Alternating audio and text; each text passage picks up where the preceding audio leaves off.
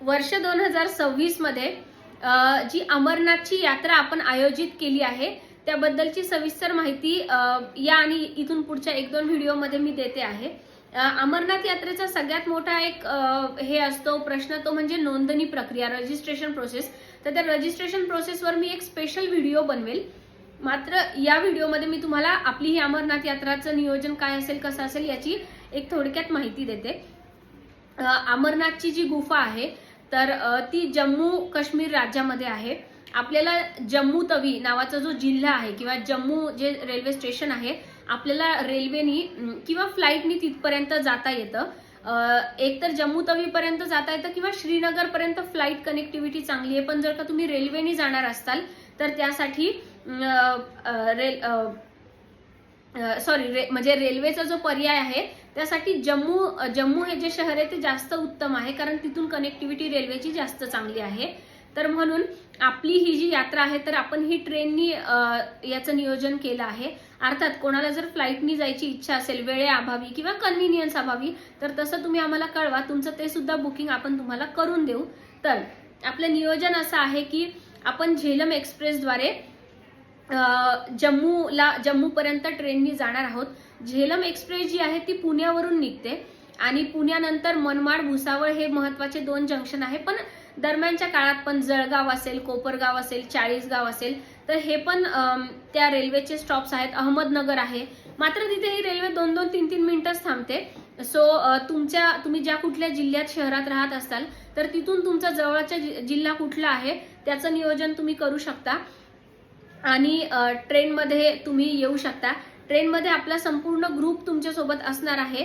अर्थात मी tour guide म्हणून मी स्वतः तर असणारच आहे। आणि मग 24 जुलैची जी रेल्वे आहे ती आपण घेणार आहोत। 24 जुलैचं नियोजन 24 जुलैला निघाल्यानंतर आपण 24चा म्हणजे दिवस, 25 तारखेचा दिवस आणि 26 तारखेला सकाळी 10 वाजता आपण जम्मू स्टेशनवर पोहोचणार आहोत। आणि स्टेशनवरून उतरल्यानंतर तिथे अमरनाथ यात्रेकरूंसाठी त्यांनी अतिशय अल्प खर्चामध्ये काही असे डोरमेटरीज उपलब्ध करून दिलेले असतात तर तिथे आपण मुक्काम करणार आहोत त्या दिवशी। आणि आता कसं आहे की जसं मी सांगितलं जम्मूचं जे रजिस्ट्रेशन आहे अमरनाथ यात्रेचं ते 2 पद्धतीने होतं। एक तर आपण ज्या शहरात राहतो त्या शहरामध्ये जम्मू अँड काश्मीर बँक असते, त्या बँकेत जाऊन सुद्धा आपण अमरनाथ यात्रेचं रजिस्ट्रेशन करू शकतो किंवा डायरेक्ट जम्मूला जाऊन पण आपण ते जम्मू शहरामध्ये सुद्धा अमरनाथ यात्रेची म्हणजे नोंदणी प्रक्रिया पार पडते तर तिथे जाऊन पण आपण ती करू शकतो। पण माझा असं तुम्हाला सल्ला राहील की आपल्या शहरातच तुम्ही ती नोंदणी प्रक्रिया पूर्ण करा, जेणेकरून काही कारणाने तुम्ही रिजेक्ट झालात त्या नोंदणी प्रक्रियेमध्ये तर इतक्या लांब जाण्याचा तुमचा म्हणजे अर्थातच खर्च वाचेल, श्रम वाचतील। अर्थात तिथे गेल्यावर पण ते असं कोणाला सहजासहजी रिजेक्ट करत नाही। पण बरोबर काही आता समजा काही जणांना खूपच बीपीचा त्रास असतो, अस्थमाचा त्रास असतो तर मग अशा वेळी मात्र ते तुम्हाला सावधानीचा सल्ला म्हणून ते म्हणतात की जाऊ नका वगैरे, बघा तुमच्या रिस्कवर जा, असं त्यांचं आवाहन ते करतातच। तर म्हणूनच ती नोंदणी प्रक्रिया जर का आपण इथूनच केली असेल तर आपलं तिथलं काम आणि वेळ वाचतो कारण की ती नोंदणी प्रक्रिया 2 दिवसांची असते आणि त्यात पण जर काही त्यांना काही टेक्निकल प्रॉब्लेम आला तर ती कधी त्याला 3 दिवस सुद्धा लागू शकतात। कारण की एक गोष्ट इथे लक्षात घ्या की जम्मू अँड काश्मीर राज्य आपल्या भारतातल्या बाकी राज्यांपेक्षा खूप वेगळं आहे। आपल्याला त्या शहरात पाऊल ठेवल्या याची जाणीव होते की हे काहीतरी वेगळं आहे। तिथले नियम, तिथल्या सगळ्या व्यवस्था खूप वेगळ्या कारण ते संवेदनशील राज्य आहे आणि त्यामुळे त्यांना तशी खबरदारी घ्यावी लागते। सो आपल्या इथे बऱ्याच गोष्टींची जशी मुबलक उपलब्धता असते, जसं समजा इंटरनेट आहे, आता आपल्याकडे इंटरनेट अगदी दूर खेडोपाडी सुद्धा सहजपणे दुर्गम भागात पण उपलब्ध आहे, पण तिथे तसं नसतं। मग कधी सर्व्हर डाऊन झालं, कधी काही सिक्युरिटी इश्यूज आले, मग त्यामुळे कधी ही नोंदणी प्रक्रिया मग पुढे जाती, मग 2-3 दिवसाचा वेळ जातो। मग काय होतं एका माणसामुळे बाकी सगळे सहकारी अडकून पडतात, असं सगळं तिथे ते प्रॉब्लेम नको म्हणून आपल्या या यात्रेत पहिलं की सर्वांनी आपली जी प्रक्रिया आहे ती आपल्या शहरातच जम्मू अँड काश्मीर बँकेत जाऊन पूर्ण करायची आहे। त्यानंतर आपण इथूनच रजिस्ट्रेशन केलेलं असल्यामुळे जेव्हा आपण साधारणतः 26 जूनला जम्मू शहरात पोहोचू तिथे फक्त त्या नोंदणी प्रक्रियेचं त्याचे डॉक्युमेंट सबमिट करून त्याची रिसीट सबमिट करून आपल्याला एक ते आयडी कार्ड देतात। तर ते ID कार्ड आपण कलेक्ट करणार आहोत. आणि आपण अर्थात जसं मी सांगितलं की एखादा दिवसाचा वेळ आपल्याला एक्स्ट्रा ठेवावा लागतो, काही टेक्निकल समस्या आल्या तर प्रॉब्लेम नको म्हणून. तर म्हणून 24 तारखेला निघाल्यानंतर 26 तारखेला जम्मूला पोहोचल्यानंतर 26 तारीख आणि 27 तारीख हे 2 दिवस आपण मुद्दाम राखून ठेवलेले आहेत.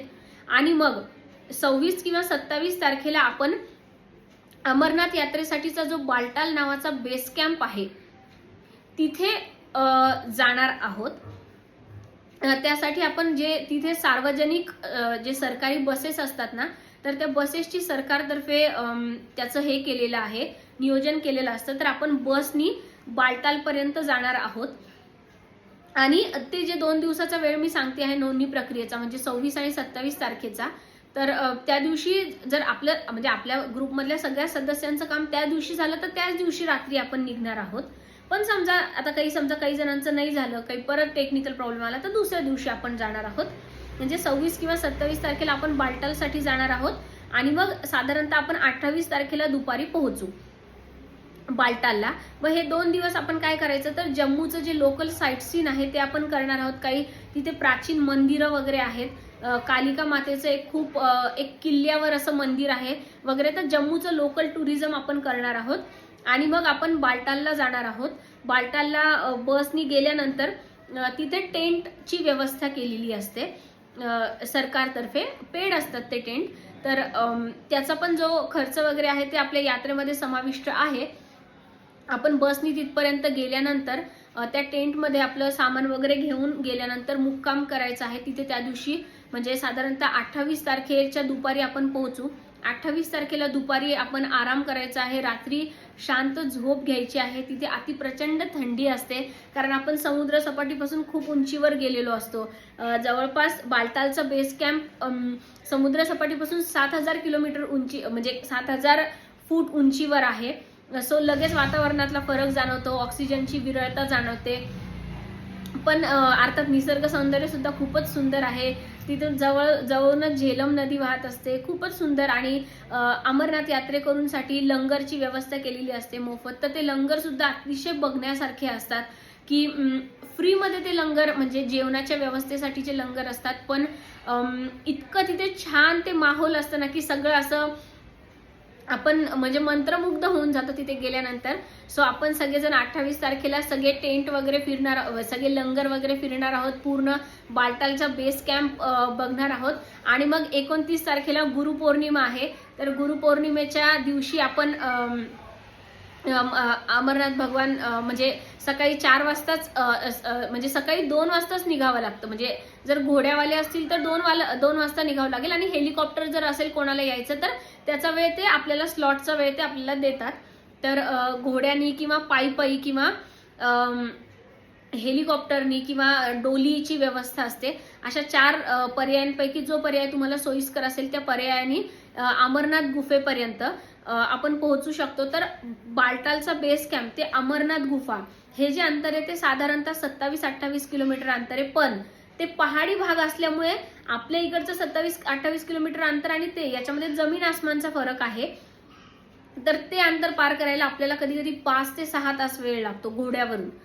आणि पायी तर त्याच्याही पेक्षा अर्थातच जास्त लागतो. पण माझं असं सजेशन असेल की जे लोक पहिल्यांदा येत आहेत त्यांनी शक्यतो पायी चालण्याची रिस्क घेऊ नका.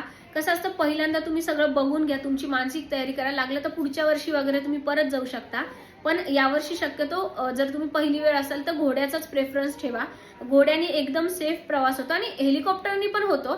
पण हेलिकॉप्टरचं काय, आपल्याला तिथलं निसर्ग सौंदर्य जातानाचं सगळं ते बघणं थोडं मिस होतं. घोड्यावर कसं आपण छान मस्त ते घोड्यावर असं निसर्ग सौंदर्य बघत बघत जातो. तर वेगवेगळे नजारे आपल्याला ते पहाडी बघायला मिळतात, झेलम नदीची वेगवेगळे रूप बघायला मिळतात. तर ते अनुभवदृष्ट्या जास्त छान आहे घोड्यावरचा अनुभव.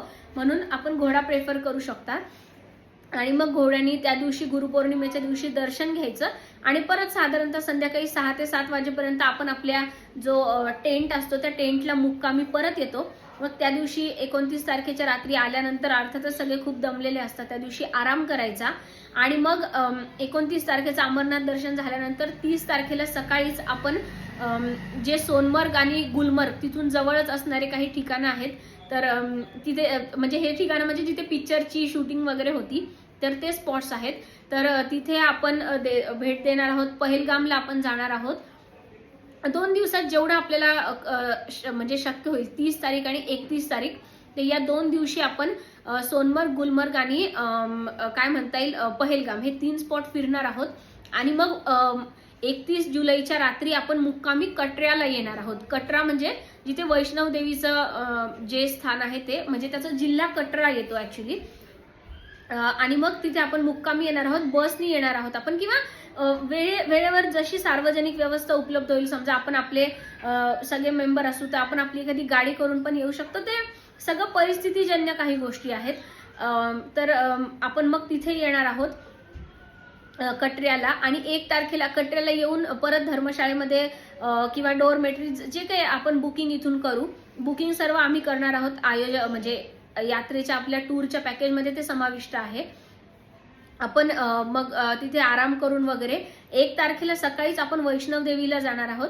त्याच्यासाठी पण 2-3 पर्याय आहेत. रोपवेचा पर्याय आहे, घोड्याचा पर्याय आहे, डोलीचा पर्याय आहे आणि पै जाण्याचा पर्याय. ज्याला जो सोपा असेल तो पर्याय त्याने घ्यावा. 1 तारखेला म्हणजे 1 ऑगस्ट रोजी आपण वैष्णव देवीचं दर्शन करणार आहोत. आणि 1 तारखेला रात्री 11:30 वाजता आपल्याला परत एकदा कटरा शहरातूनच झेलम एक्सप्रेस आहे, तिने आपण परतीच्या प्रवासाला निघणार आहोत. सो असं हे यात्रेचं संपूर्ण नियोजन आहे. आता म्हणजे या व्हिडिओत हे सगळं सविस्तर मी सांगितलं. पुढच्या व्हिडिओमध्ये मी अजून बाकीचे डिटेल्स पण ह्याचे सांगते, की खर्च वगैरे आपण कसं कसं नियोजन केलेलं आहे ते सर्व.